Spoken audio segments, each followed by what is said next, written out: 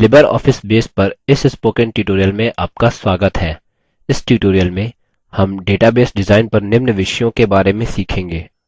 अपने डेटाबेस का उद्देश्य पता करना, अपेक्षित सूचना का पता करना और सुव्यवस्थित करना, जानकारी को टेबल्स में बांटना। डेटाबेस डिजाइन क्या है? डेटाबेस डिजाइन डेटाबेस के विस्तृत डेटा मॉडल को बनाने की प्रक्रिया है। अच्छे डिजाइन के साथ डेटाबेस नवीनतम, सही और पूर्ण सूचना प्रदान कर सकता है, जिसका मतलब है कि हम विभिन्न स्तरों पर अपनी सूचना की पूर्णता सुनिश्चित कर सकते हैं, डेटा संसाधन और रिपोर्टिंग की आवश्यकताओं को पूरा कर सकते हैं और बदलावों को आसानी से समायोजित कर सकते हैं। डेटाबेस डिजाइन की प्रक्रिया में निम्न स्टेप्स होते हैं: अपने डेटाबेस का उद्देश्य पता करना, अपेक्षित सूचना को प्राप्त करना और सुव्यवस्थित करना, जानकारी को टेबल्स में बांटना, जानकारी विषयों को कॉलम्स में बदलना, प्राइमरी कीज का विवरण देना, टेबल रिलेशनशिप्स को स्थापित करना, अपने डिजाइन को सुधारना, सामान्यकरण नियम लागू करना और अंततः डेटाबेस को जांचना, रन करना और अनुरक्षण करना। ठीक है, पहले स्टेप पर जाते हैं, जो है अपने डेटाबेस का उद्देश्य पता करना। एक सरल लाइब्रेरी एप्लीकेशन पर विचार करते हैं। लाइब्रेरी में सामान्यतः पुस्तकें होती हैं और यह पुस्तकें उसके पंजीकृत सदस्यों को जारी की जाती हैं। अतः हमें पुस्तकों और सदस्यों की सूची को रखने के लिए एक लाइब्रेरी एप्लीकेशन की आवश्यकता है और इसके सदस्यों को जारी की जाने वाली पुस्तकों को ट्रैक करने के लिए हमारा पहला स्टेप है अपेक्षित सूचना का पता लगाना और सुव्यवस्थित करना। यहीं हम सभी प्रकार की सूचनाओं को इकट्ठा करते हैं जिन्हें हम डेटाबेस में रिकॉर्ड करना चाहते हैं। अब हम लाइब्रेरी एप्लीकेशन का उद्देश्य जानते हैं। यहाँ विषयों को समझते हैं। यहाँ बुक्स हैं। एक पुस्तक में एक शीर्षक, एक रचयिता, एक प्रकाशक और एक कीमत होती है और हम साथ ही रचयिता की सूचना जैसे कि जन्म तिथि और देश भी रख सकते हैं। हम प्रकाशक का नाम, पता और फोन भी रख सकते हैं। और यहाँ लाइब्रेरी के सदस्य हैं जिनके नाम, फोन नंबर्स और पते होते हैं। अब जब सदस्य को एक पुस्तक जारी होती है तो यहाँ पुस्तक जारी करने की दिनांक, वापस करने की दिनांक, वास्तविक वापस करने की दिनांक और चेक्ड इन स्थिति होती है। इन प्रत्येक विषयों को एट्रीब्यूट्स भी कहते हैं। इनमें से प्रत्येक एट्रीब्यूट्स टेबल में एक सामर्थ्य कॉलम को दर्शाती है। इस जगह पर हम प्रश्नों को प्रतिपादित कर सकते हैं, जैसे कि हम लाइब्रेरी को प्रकाशक द्वारा दी गई नई पुस्तकों के सेट के बारे में सूचना को कैसे जोड़ेंगे। हम इसके सदस्यों की सूची को कैसे बनाए रखेंगे। क्या यदि सदस्य छोड़ना या अपना पता बदलना चाहता है, हम सूचना को अपडेट कैसे करें जब सदस्य द्वारा पुस्तक वापस की जाती है। किस प्रकार की रिपोर्ट्स हम बनाना चाहेंगे। कौन सी पुस्तकें सदस्यों में सबसे अधिक पढ़ी जाती है और सदस्यों द्वारा ली गई पुस्तकें जो वापस करने के लिए शेष हैं, हम उनकी एक सूची कैसे बनाएं। अब हमारी कुछ सूचनाएं हैं। देखते हैं कि हम सूचना को टेबल्स में कैसे बांट सकते हैं। हम अपनी सूचना विषयों या एट्रीब्यूट्स को मुख्य तत्व या प्रसंग में कैसे बांटें। प्रत्येक प्रसंग फिर एक टेबल बन जाएगा। अतः टेबल्स की आरंभिक सूची स्क्रीन पर दिख रहे चित्र के जैसे दिखती है। यहाँ दर्शाए जा रहे मुख्य प्रसंग या तत्व बुक्स और मेंबर्स हैं। अतः इसका तात्पर्य है कि दो सूचियों के साथ शुरू करें, एक बुक्स के लिए और एक मेंबर्स के लिए। अब बुक्स टेबल को विस्तार से देखते हैं। इसमें 10 एट्रीब्यूट्स या कॉलम्स हैं जिन्हें हम पहले परिभाषित कर चुके हैं। Title, author, publisher, publisher address, publisher city, publisher phone, publish year, price, author birth date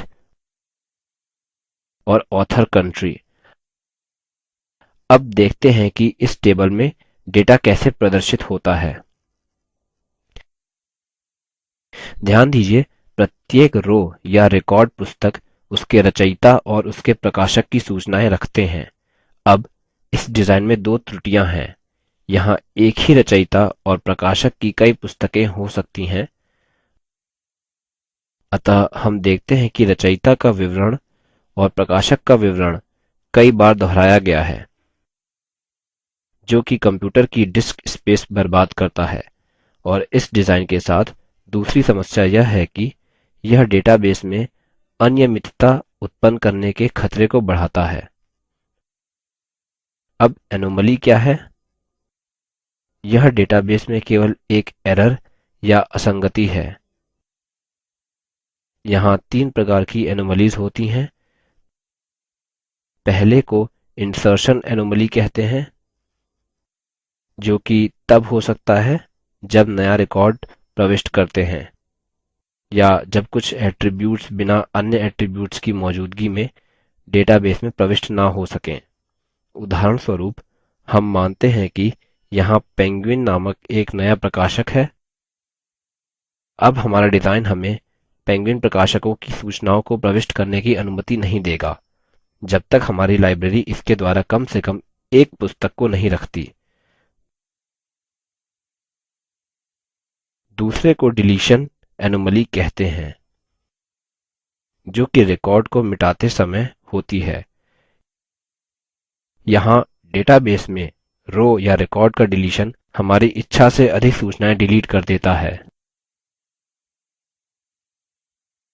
उदाहरणस्वरूप, हम देखते हैं कि ओरिएंट प्रकाशक की पैराडाइज लॉस्ट शीर्षक नामक केवल एक ही पुस्तक हमारी लाइब्रेरी में है। अब यदि हम इस पूरे रिकॉर्ड को डिलीट करते हैं तो हम ओरिएंट प्रकाशक पर सारी जानकारी खो देंगे और हम साथ ही रचयिता जॉन मिल्टन की जानकारी भी खो देंगे। और अंततः देखते हैं कि अपडेट एनोमली क्या है। यह रिकॉर्ड को अपडेट करने के दौरान होती है। उदाहरणस्वरूप, चलिए मानते हैं कि कैम्ब्रिज प्रकाशकों के पास नया पता है। अब इस प्रकाशक के लिए एड्रेस कॉलम को अपडेट करने के लिए हमें एक से अधिक स्थान पर बदलाव करने की आवश्यकता है। हमारे उदाहरण में 2 स्थानों पर। और यदि कैम्ब्रिज 1000 पुस्तकें देता है तो इसका मतलब है कि हमें उन 1000 रिकॉर्ड्स में पता बदलने की आवश्यकता है।